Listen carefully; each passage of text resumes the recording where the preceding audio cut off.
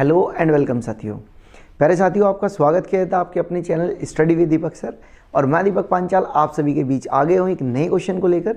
और ये question algebra से रिलेटेड है। इस क्वेश्चन को आप देखकर इजीली, मतलब हम जैसे डील करते थे, मैंने कई बार आप लोगों को बताया इस क्वेश्चन को कैसे डील करेंगे, पर फिर भी इस क्वेश्चन को हम जनरली वैसे नहीं कर सकते। तो हम एक बार क्वेश्चन को देखते हैं ताकि आपको ईजिली बात समझ में आ जाए।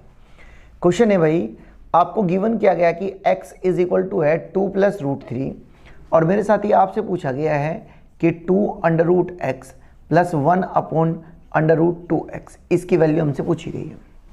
ठीक है, ये क्वेश्चन अगर हम देखें तो जनरली हमें पता था कि इसका स्क्वायर करें, इसका स्क्वायर करके 4 आता है, इसका स्क्वायर करके 3 आता है, डिफरेंस अगर कर दिया जाए तो 1 अपॉन एक्स निकल के आ जाएगा।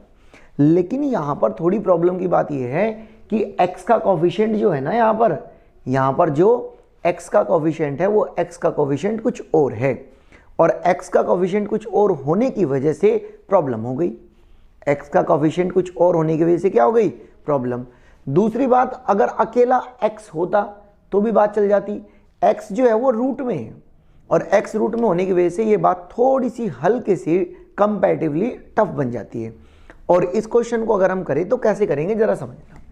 अगर मैं ये बात बोलूं, मैंने 2 से मल्टीप्लाई कर दी दोनों तरफ, यहां से बात डील कर रहे हैं हम, तो आप कहेंगे कि 2x is equal to 4 plus का 2 इतना हो जाएगा। और आप अगर देखें तो ये वाली वैल्यू जो है वो स्क्वायर बन जाता है, यानी कि 3 plus 1 plus 2 into 1 into root 3, और ये किसका फॉर्मूला बन गया? तो आप कहेंगे रूट 3 प्लस 1 इसके होल स्क्वायर का फॉर्मूला बन गया। तो ये वैल्यू किसके बराबर है? 2x के बराबर है। तो 2x की वैल्यू जो हो जाएगी वो हो जाएगी रूट 3 प्लस 1। और अब इस क्वेश्चन में अगर दोनों तरफ से स्क्वायर रूट कर दिया जाए, हमने क्या कर दिया? स्क्वायर रूट कर दिया, तो ये हो जाएगा 2 root x is equal to 1 plus root 3, या ऐसे लिख लो रूट 3 प्लस 1। लेकिन हमें इसकी वैल्यू नहीं, हमें 1 अपॉन भी चाहिए।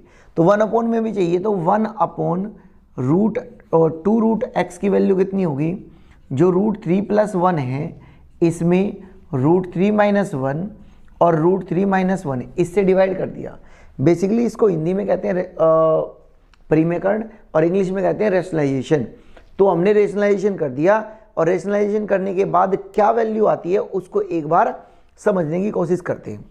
अगर हम इसका रेशनलाइजेशन करते हैं और रेशनलाइजेशन करने के बाद जो वैल्यू आई वो क्या होगी, तो वो आप ये वाली बात, अगर इसको आप 1 अपॉन करोगे तो ये 1 अपॉन रूट 3 प्लस 1 हो जाएगा। इसका रेशनलाइजेशन किया तो रूट 3 माइनस 1 और रूट 3 माइनस 1 ये हो गया ये वाली बात।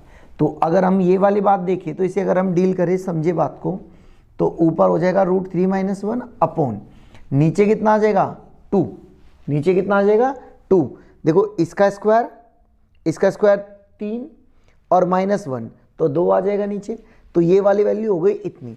अब अगर इस वैल्यू को हम इस हिसाब से देखें कि यहाँ से इन दोनों को हम ऐड करते हैं टर्म को, मतलब कि रूट 2 प्लस 1 अपॉन रूट 2, हमने दोनों को ऐड कर दिया, दोनों टर्म को ऐड कर दिए। अगर दोनों टर्म को ऐड करते हैं तो इसकी वैल्यू कितनी है? Root 3 plus 1। इसकी वैल्यू कितनी है? रूट 3 माइनस 1 बाई 2 है इसकी वैल्यू, रूट 3 माइनस 1 बाई 2 है इसकी वैल्यू। अब अगर इसकी वैल्यू इतनी है तो आप एक बात बताइए, इसको अगर मैं इधर ऐड कर दूं तो आप कहेंगे ये हो जाएगा 2 root 3 plus 2 plus root 3 minus 1 upon 2 हो गया। भाई क्लियर इतनी मेरी बात? अगर इतनी बात समझ में आ रही है तो ये 2 और 1 3, तो 3 रूट 3 प्लस ये माइनस का 1 और प्लस का 2, तो प्लस 1 और बाई 2। और दोस्त मेरे यही इसका आंसर हो जाता है। तो कभी कभी हमें बात को थोड़ा सा समझना भी पड़ेगा कि क्वेश्चन किस फॉर्मेट में दिया गया और हमें किस चीज़ की नीड है।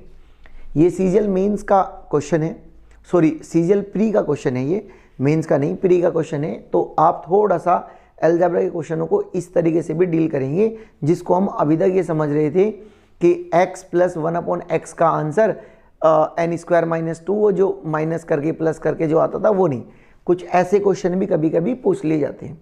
तो मेरे साथी आपको बड़े ध्यान से समझना है। तब तक के लिए बने रहे अपने चैनल पर स्टडी विद दीपक सर। मिलते हैं अगले क्वेश्चन के साथ। जय हिंद।